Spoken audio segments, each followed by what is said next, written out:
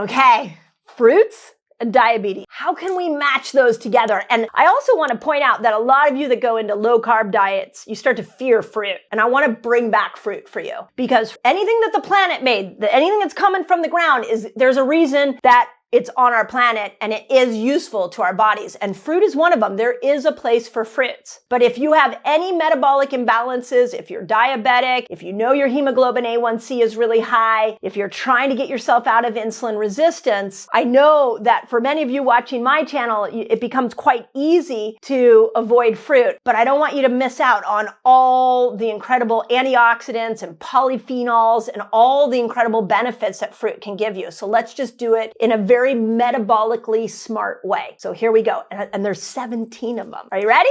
Here we go. First thing I want you to realize is that every food, but we're just keeping this to fruit, has a measurement of what it will do to your blood sugar. So when you eat that food, we know how high is it going to spike your blood sugar. And that increase in blood sugar is called a glycemic index. So all foods have been given this glycemic rating. And so when we look at somebody who's trying to overturn insulin resistance, when we look at somebody who's trying to improve their metabolic flexibility and their whole metabolic system, if we look at somebody who's pre-diabetic or diabetic, we have to bring in this conversation of the glycemic index. So unfortunately, some of the fruits, like the tropical fruits, which, by the way, I'm a fan of for progesterone building, I'm not a fan of for metabolic flexibility long term. I feel like for women, we should bring it in to periodically, those tropical fruits, to increase progesterone. But as a fruit that you would eat on a regular basis, it's a no for me. I only go into bananas, mangoes, papayas if I'm trying to raise progesterone, and I'll do a splash of those. And then I go back to these 17 fruits I'm going to talk about now, because those fruits are just so high on the glycemic index. Here is the first one, and it really is a category, but I'll break it down in because it's got some really interesting pieces to it. You can never, ever, ever go wrong with a berry. Berries are amazing. Raspberries, blueberries, blackberries.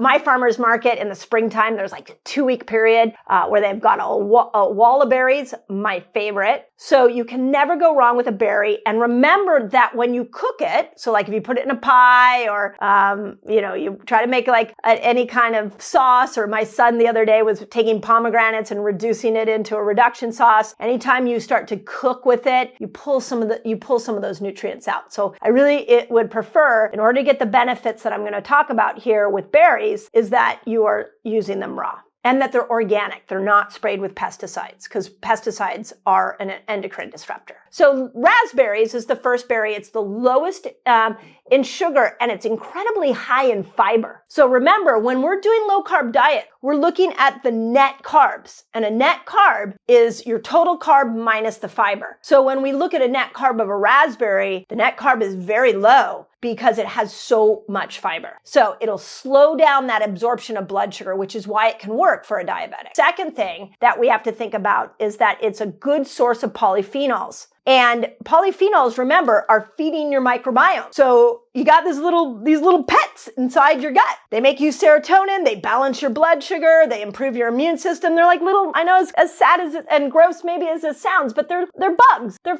alive, and they're in your gut, and they want food. And if you feed them, they get really happy, and they make you a lot of wonderful neurochemicals. So what we know about raspberries, those little bugs in your gut love them. And so you're going to make all the neurotransmitters that the gut can make. You're going to improve your immune system.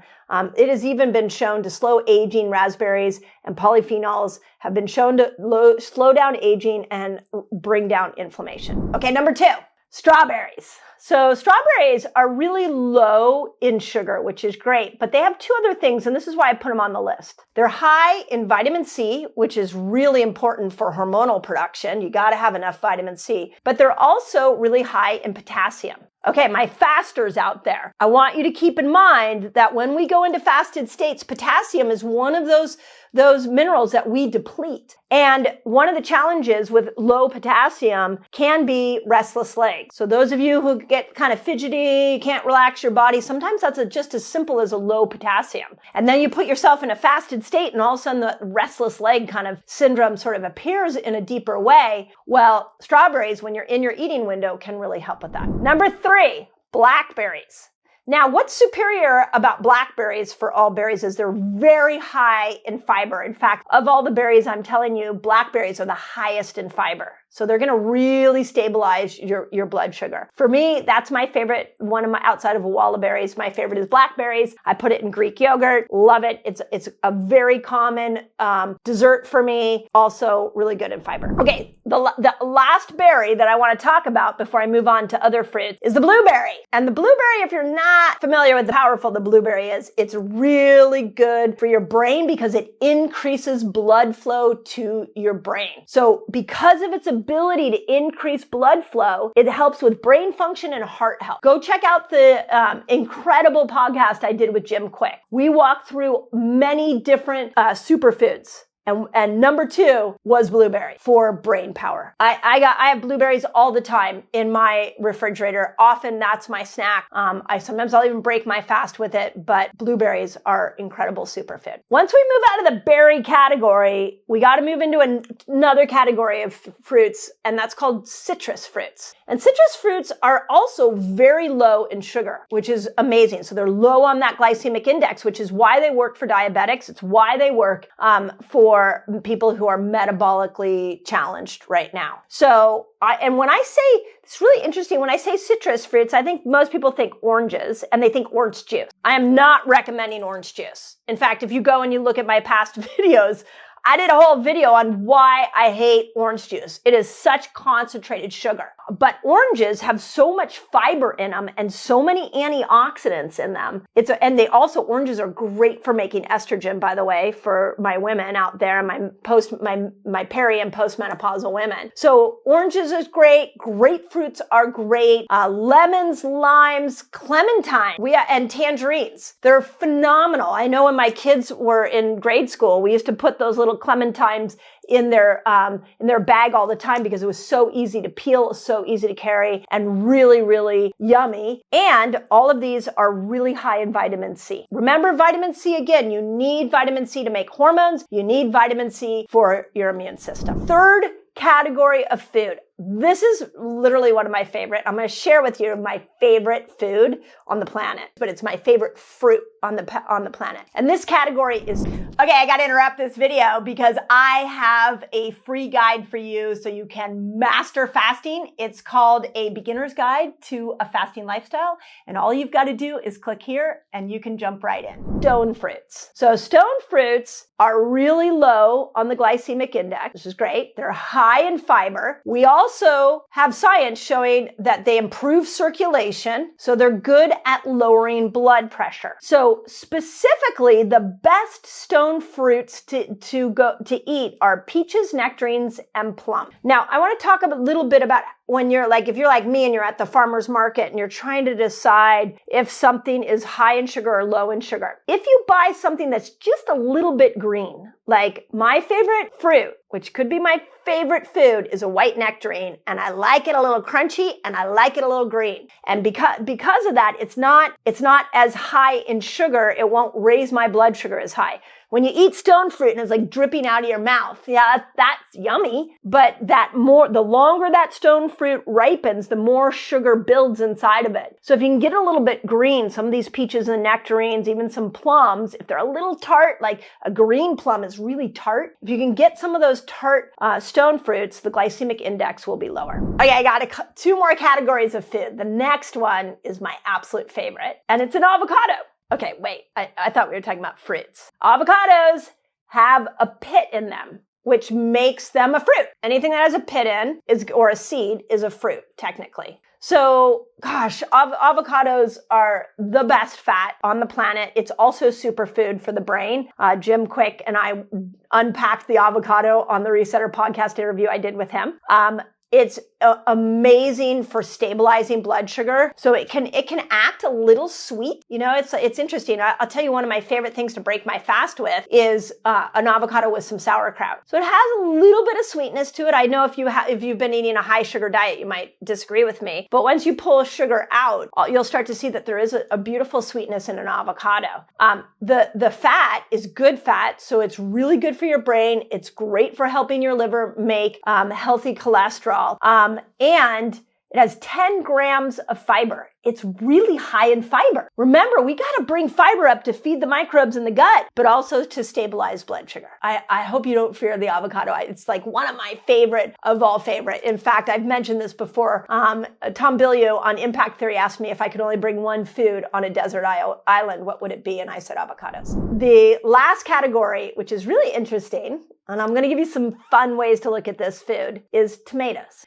So if you can make some guacamole and put some tomatoes in it, you're going to get a double whammy of some sweetness, stabilizing your blood sugar. But I'll tell you my favorite way to eat a tomato. And I only know the company that does it. I know we have a lot of great chefs out here that could probably figure out how to make this, but it is fermented salsa. Wise Goat, you can go check them out, has the best fermented salsa on the planet. So if you are a fermenter and you know how to ferment, try fermenting salsa. And now you're getting that good bacteria, which is going to stabilize blood sugar. And what we know about tomatoes is that it's not only an anti-inflammatory, especially if you add in some jalapeno, but if you do like a guacamole with a strong tomato, some avocado, and some jalapenos, you're bringing inflammation down, you're stabilizing blood sugar, you're bringing fiber up, and jalapenos have capsaicin in it, and that speeds up your metabolism. So there's so much to unpack here. And what I'm hoping you're seeing, and I know if you just stumbled upon, this is your first video on my channel, welcome. And what I'm trying to show you all is how to master these two metabolisms we have. When I wrote Fast Like a Girl, I was really focused on teaching you how to master the fat burning metabolism, because so many people don't even know about that. When I do a video like this, what I'm here to help you do is master the sugar burner system. There's two metabolisms to master. So when we look at food as medicine, it is absolutely medicine. It should be our first level of medicine. We gotta go to these foods and go, okay, when I'm eating guacamole with a spicy jalapeno in it, I'm not just delighting my taste buds and getting some dopamine, but I'm bringing inflammation down. I'm stabilizing blood sugar. I'm feeding my microbiome. I'm improving my metabolism, and all of that fits under the sugar burner system. Food is that powerful. So, as always, I hope that helps. I don't want you to fear fruit. I want you to bring fruit back into your life, but I want you to be really smart about it. So, here's what I want to do, because I love looking at your comments. In the comments, I want you to tell me, of all those things, which one's your favorite? What's your favorite fruit? I'm excited to see what everybody says. And as always, thank you all for sharing my videos and for engaging with me in the comments. We are more powerful together. I'm so happy that these are helping. And yes, we need to look at food as medicine. Sometimes we do a lot of fasting on this channel, and now it's time to make sure that you master food. As always, I hope that helps. If you love this video, I did a great video called Should You Eat Eggs Every Day for Breakfast? So you need them to make things like serotonin and dopamine, the neurotransmitters that give us a good mood balance, make us happy, make us calm, give us joy and satisfaction. The precursors for those neurotransmitters are all inside this little egg.